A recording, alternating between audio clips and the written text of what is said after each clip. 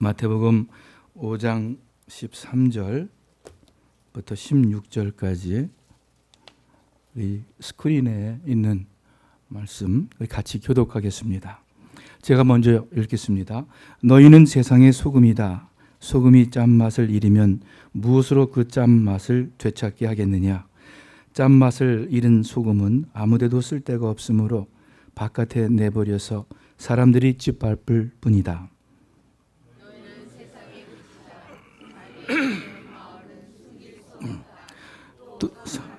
등불을 켜서 말 아래에다 내려놓지 아니하고 등경 위에다 놓아둔다. 그래야 등불이 집안에 있는 모든 사람에게 환히 비친다.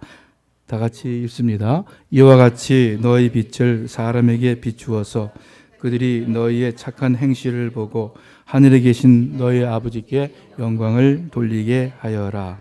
아멘. 오늘 설교 제목이 교회와 세상, 믿음과 삶입니다. 여러분, 교회와 세상이라는 어구를 들으면 여러분은 어떤 생각이 드십니까? 교회와 세상 또는 세상과 교회라는 이야기를 들을 때 아마 이 자리에 많은 분들이 대체로 교회와 세상은 대립적인 관계에 전혀 다른 두 세계라고 생각하실 것입니다. 세상은 사탄이 지배하는 악한 세상이고 교회는 반대로 하나님 계신 거룩한 곳이다 라는 생각이 아마 금방 들 것 같아요.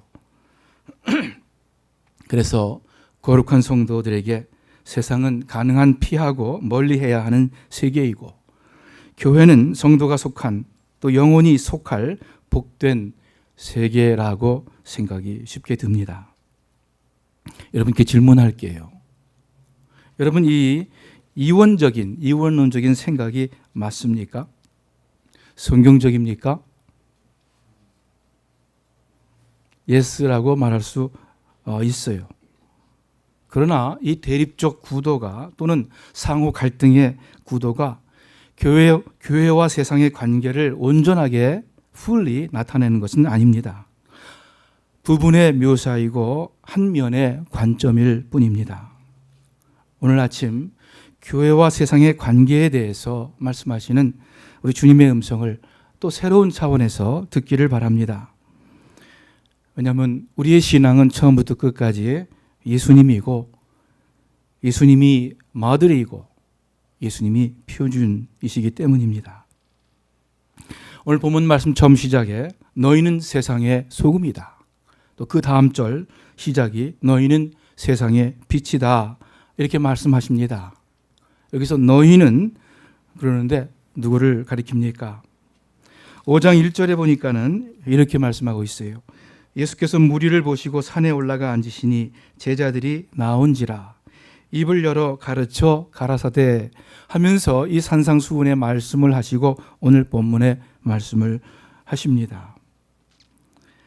제자들인데 예수님을 따르던 여러 사람들을 가리켜서 너희는 이렇게 말씀하신 것입니다. 예수님을 따르는 사람들을 향해서 너희는 세상의 소금이다. 너희는 세상의 빛이다. 예수님께서 만일 이 자리에 오신다면 무엇이라고 말씀하시겠습니까? 여러분과 저도 예수님을 믿고 예수님을 따르는 그리스도인으로서 이 아침 예배에 참석하고 있습니다. 분명 여러분과 저를 향해서도 예수님께서 너희는 세상의 소금이다. 너희는 세상의 빛이다 말씀하실 거예요. 여기서 우리가 주목해야 할 단어가 하나 있습니다. 예수님께서 그냥 너희는 소금이다, 빛이다 하시지 않고 세상의 소금이다. 너희는 세상의 빛이다. 이렇게 말씀하고 계십니다. 세상의, 여기서 의는 무엇을 가리킵니까? 무슨 뜻입니까? 세상이 소유한 소금이다. 세상이 소유한 빛이다. 라는 의미예요? 그거 물론 아닐 거예요. 그죠? 그러면 세상에 속한 소금이다? 세상에 속한 빛이다? 그것도 아닐 거예요. 너희는 세상에 존재하는 소금이다. 그것은 맞는 것 같아요. 그죠? 세상에 존재하는 빛이다. 그런데 그보다 더 적합한 표현은 너희는 세상을 위한 소금이다. 너희는 세상을 위한 빛이다. 다시 말씀드려서 세상을 만나게 하는 또는 세상의 부패를 방지하는 소금이다. 어두운 세상을 밝히는 세상의 빛이다 하시는 말씀입니다. 그래서 오늘 아침 우리 기억하기를 바랍니다. 여러분과 저는 세상의 소금, 세상의 빛입니다. 이 세상과 별 상관없이 살아가는 그저 기독교회라는 울타리, 그것도 새소망교회라는 작은 울타리 안에서 살아가는 사람들이 아닙니다. 세상과 동떨어져 사는 사람들이 아니라 오히려 세상을 위하여 살아가는 성도들입니다. 세상을 위하여요?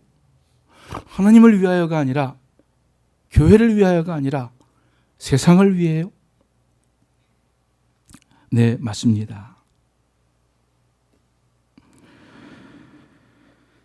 하나님은 여러분과 제가 세상 안에 존재하고 세상에 좋은 영향을 끼치는 세상을 위한 세상의 소금과 빛이 되기를 원하십니다.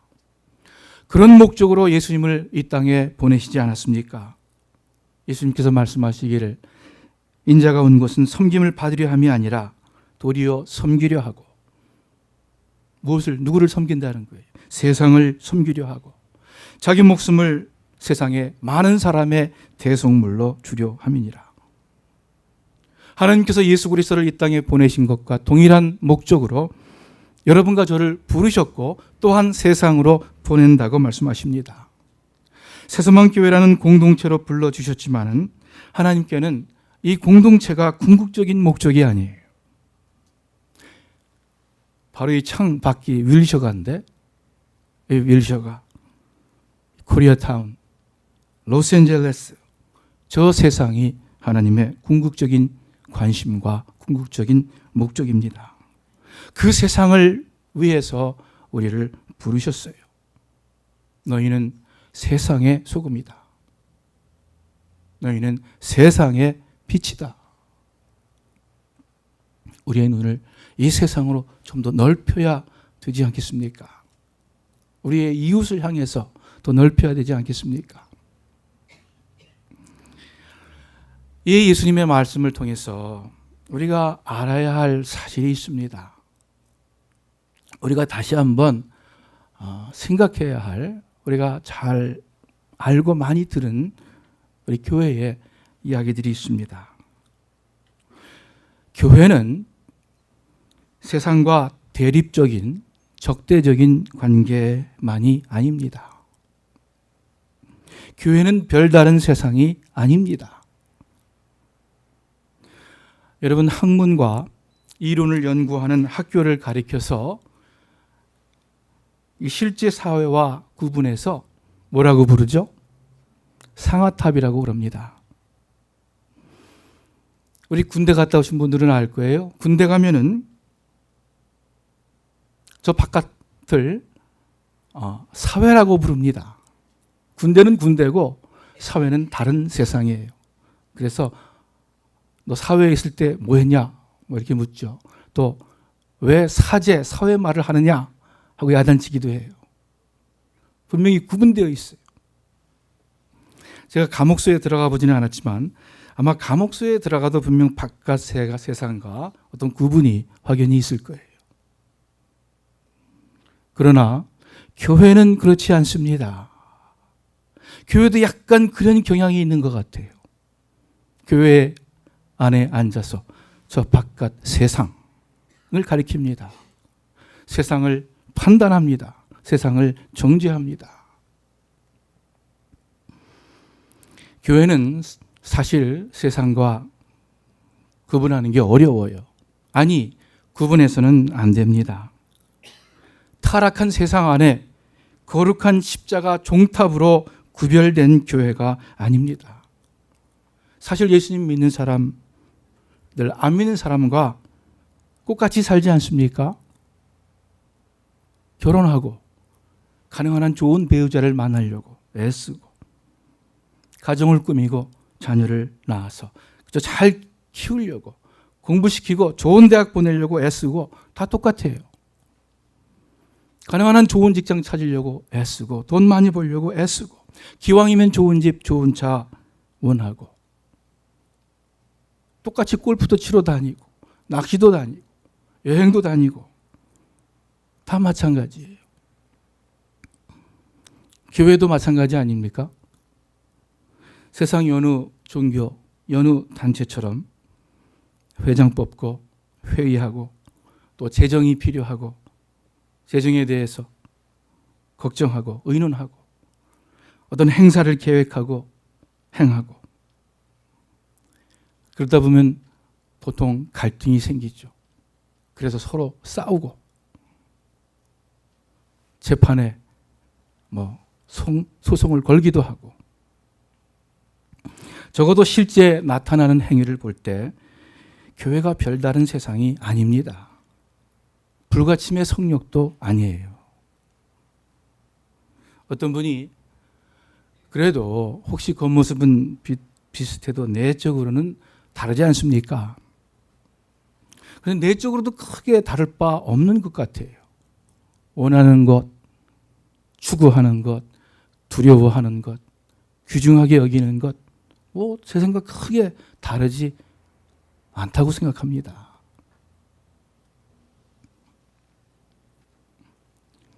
서로 상반되는 교회와 세상의 이원적 개념 때문에 생겨나는 문제들이 있어요. 오해가 있어요. 교회와 세상을 구분할 때, 대립적으로 구분할 때 믿음과 삶이 따로 분리되기가 아주 쉽습니다. 교회 내에서의 행위, 교회와 관련된 행위는 믿음이고 교회 밖에서의 행위는 믿음과는 관계 세상의 삶입니다. 그래서 믿음이 무엇인지 오해합니다. 요즘에는 매일 삶 속에서의 믿음을 강조합니다. 그러나 여전히 이 대립적인 교회와 세상 개념 때문에 성도들이 세상과 교회 사이에서 어떤 신앙의 혼란이 생기고 더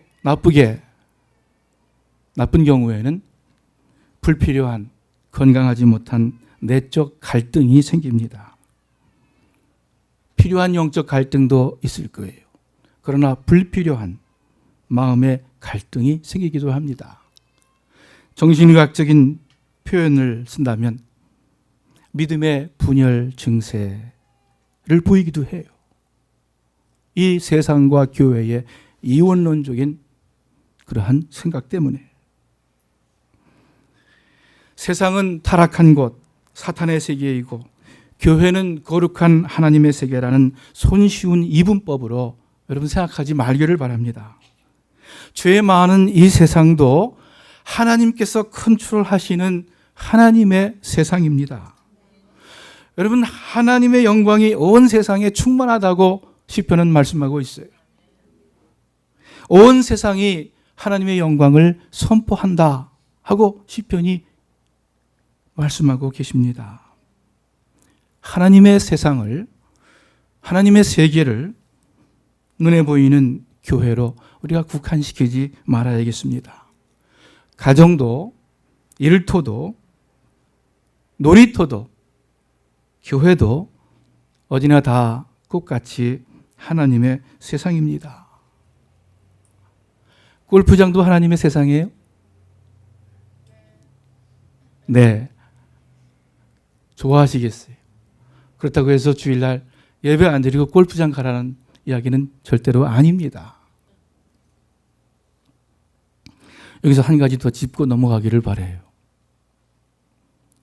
요한복음 15장에 보니까 예수님이 이렇게 말씀하십니다. 세상이 너희를 미워하면 너희보다 먼저 나를 미워한 줄을 알라. 너희가 세상에 속하였으면 세상이 자기의 것을 사랑할 것이나 너희는 세상에 속한 자가 아니요 너희는 세상에 속한 자가 아니요 도리어 내가 너희를 세상에서 택하였기 때문에 세상이 너희를 미워하느니라. 이거 분명히 예수님의 말씀이에요. 예수님은 분명히 세상과 예수님 따르는 사람들을 구분해서 지금 말씀하고 계세요. 무슨 구분입니까? 무슨 차이입니까? 무슨 대립입니까? 요한일서 2장 15절 16절에 보니까 우리 스크린에 나올 거예요. 우리 다 같이 한번 읽어보겠습니다. 이 세상이나 세상에 있는 것들을 사랑하지 말라. 누구든지 세상을 사랑하면 아버지의 사랑이 그 안에 있지 아니하니 이는 세상에 있는 모든 것이 육신의 정욕과 안목의 정욕과 이생의 자랑이니 다 아버지께로부터 온 것이 아니요 세상으로부터 온 것이라. 아멘. 교회가 그냥 세상과 대립하는 것이 아니라 방금 우리가 읽은 대로 육신의 정욕과 안목의 정욕과 이생의 자랑, 이 세상적인 가치관과 대립하는 것입니다. 세상에 있는 모든 것이 이 육신의 정욕과 안목의 정욕과 이생의 자랑을 쫓아 나온다 그랬어요. 이 세상의 가치관과 우리가 대립하고 대적하는 것입니다. 예수님께서 말씀하셨죠. 이 세상에서는 위에 있는 사람, 권세를 가진 사람이 밑에 약한 사람을 마음대로 부리고 호령하지만 너희 중에는 그렇지 아니하다. 너희 중에 높은 사람은 먼저 섬기는 자가 되어라. 이 세상의 일반적인 관습과 예수님의 말씀이 대립되는 것입니다. 예수님께서 또 말씀하셨죠. 너희는 내 친구 이웃은 사랑하고 내 원수는 미워하라 라는 말을 들었겠지만 세상에서 들었을 테지만 나는 너희에게 말한다. 너희 원수를 사랑하라. 세상 인간관계 방식과 예수님의 방식이 대립되는 것입니다. 우리가 정말 적대하고 대립하고 피를 흘리기까지 싸워야 할 타락한 세상의 가치관. 자기를 높이고 남을 낮추고 그저 섬김을 받으려 하고 섬기기보다는 내가 그저 이익을 추구하고 희생하기보다는 이 이기주의와 이 세상의 욕심은 세상의 자랑은 그대로 놔두고 교회에 와서 나는 거룩한 하나님의 자리에 와 있다. 그러면서 세상을 향해서 손가락질을 한다면 뭘 모르는 거죠. 믿음이 뭔지 모르는 거죠. 하나님의 세계가 어떠한 세상인지 모르는 거죠. 너희는 세상의 소금이다. 빛이다. 세상을 위해 존재하는 너희입니다. 새소망교회입니다. 하나님이 세상을 이처럼 사랑하사 독생자를 주셨으니 이는 저를 믿는 자마다 멸망치 않고 영생을 얻게 하려 하심이라. 하나님이 그 아들을 세상에 보내신 것은 세상을 심판하려 하심이 아니요 그로 말미암아 세상을 구원받게 하려 하심이라. 하나님이 세상을 이처럼 사랑하사 하나님께서 그토록 사랑하신 세상, 물론 세상에 있는 사람들이죠. 하나님께서 사랑하신 세상을 여러분과 저도 사랑해야 됩니다. 우리도 예수님의 발걸음을 따라야 합니다. 예수님의 삶과 모습을 설명하기 위해서 사람들이 많이 사용하는 표현이 오늘 본문에 있는 소금과 빛입니다. 본문의 소금과 빛은 예수님을 따르는 그리스도인들이 그리스도를 닮아가는 삶을 묘사합니다. 그런데 오늘 본문을 좀 유심히 읽어보면 소금과 빛에 대한 두 가지 내용의 관점이 서로 다릅니다. 13절에서 13절 우리 같이 보죠. 여러분 13절에서 강조하는 것이 무엇인지 알겠어요?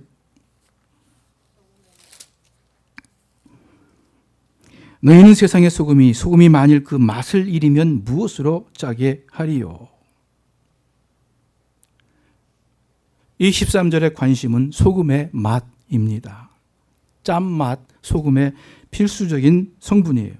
바다에서 나건 산에서 나건 어떤 종류의 소금이든 그 기본 성질은 짠맛을 냅니다. 그 짠 성분이 음식에 간을 내어서 맛있게 하는 거고 또 그 화학적 성분이 부패를 방지하는 것입니다. 만일 어떤 소금이 이 염분, 짠 성분을 잃으면 어떻게 됩니까? 더 이상 소금이라고 할 수 없죠. 쓸데없어 다만 밖에 버리워지고 사람에게 밟힐 뿐이다 말씀합니다. 너희는 세상의 소금이다.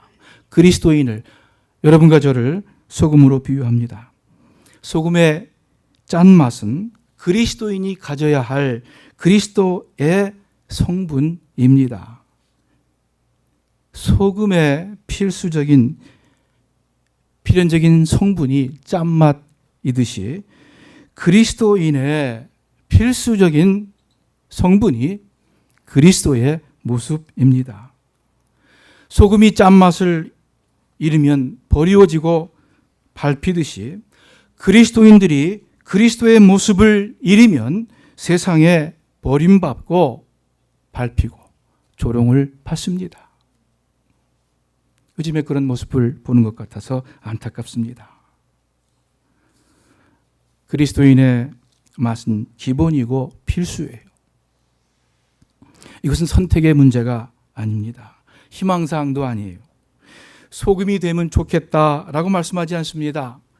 소금이 되어야 한다 하고 명령하지도 않습니다. 너희는 소금이다 하고 본질적인 말씀이에요. 너희는 소금이다. 그리스도의 모습이 없는 사람을 어찌 그리스도인이라 부를 수 있겠습니까? 짠맛이 없는 것을 우리가 어찌 소금이라 부를 수 있겠습니까?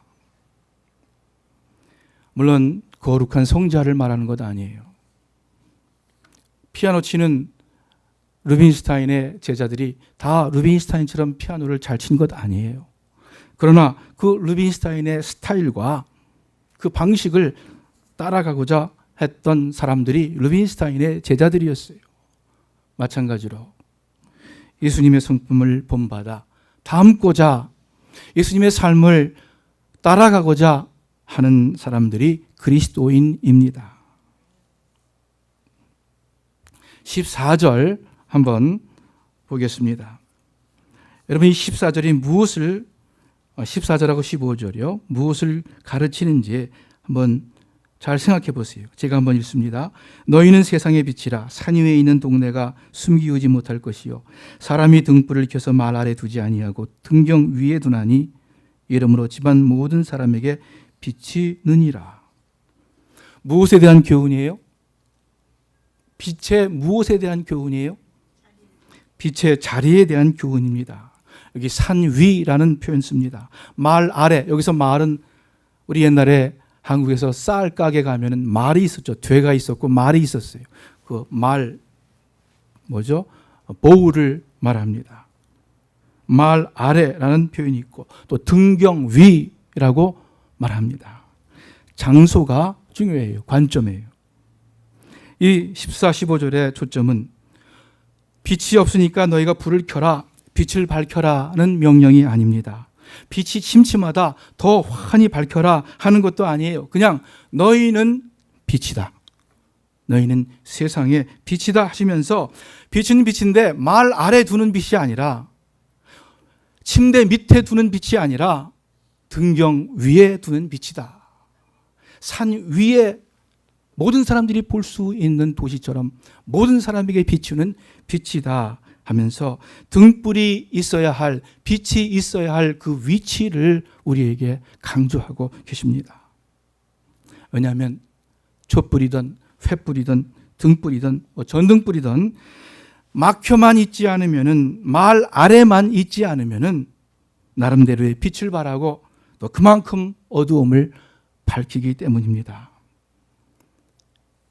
13절의 포인트가 잃어서는 안 될, 놓쳐서는 안 될 그리스도인의 맛, 그리스도인의 모습에 관한 것이라면 이 두 번째 말씀 14절 15절의 말씀은 그리스도인의 모습이 그 성격이 어디에서 나타나는가, 어디에 있어야 하는가 하는 것이 포인트입니다. 너희는 세상의 소금이다. 세상의 빛이다. 너희 빛을 모든 사람들 앞에, 세상 사람이죠, 비추게 하여 너희의 착한 행실을 보고, 여기 빛을 착한 행실로 비유했습니다. 착한 행실을 보고 저들이 하나님께 영광 돌리게 해라. 소금은 짠데 결코 치지 않습니다. 싱거운 곳에 뿌리는 것이 소금이에요. 빛은 밝은 곳에 필요 없습니다. 어두운 곳에 두는 것이 등불입니다.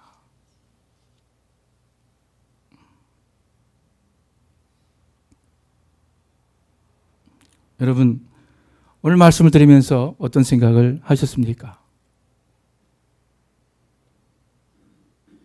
어디가 교회입니까? 어디가 세상입니까?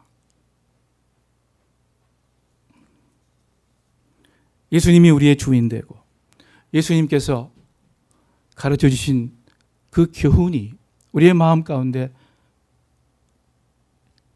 간직되고 실천되는 그 장소, 그 장소가 교회죠. 그 장소가 하나님의 나라죠. 우리의 가정에서, 우리의 일터에서 예수님이 주인 되시고 예수님의 그 가치관이 나의 가치관이 되어 살아갈 때 그곳이 어디든 교회고 하나님의 나라죠. 여러분, 우리 새소망교회 내에서도 예수님이 주인 안 될 수 있잖아요. 사람들이 서로 싸우고 많은 교회에서 우리가 많은 경험했어요. 목사님과 장로님이 서로 싸우고 서로 옳다 할 때 예수님은 그 자리에 주인으로 행사하지 않을 때 교회라 하더라도 교회가 아니에요. 교회라 하더라도 하나님의 나라라고 할 수는 없어요. 하나님의 세계 아니에요.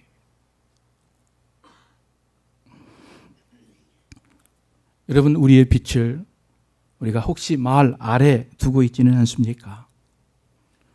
우리 기독교인들이 이렇지는 않습니까? 우리 특히 한국 기독교인들은 때와 장소를 굉장히 중요시합니다. 그래서 성수주의를 강조하고 성전을 중요시합니다. 물론 우리가 무엇인지 좋은 동기로 할 때 귀중해요. 성수주의를 통해서 오랜 기간 동안 한국 사람들이 믿음을 지켜왔어요. 그런데 사탄은 어떠한 방식을 통해서도 역사하고 또 어떠한 곳에서도 나타나요.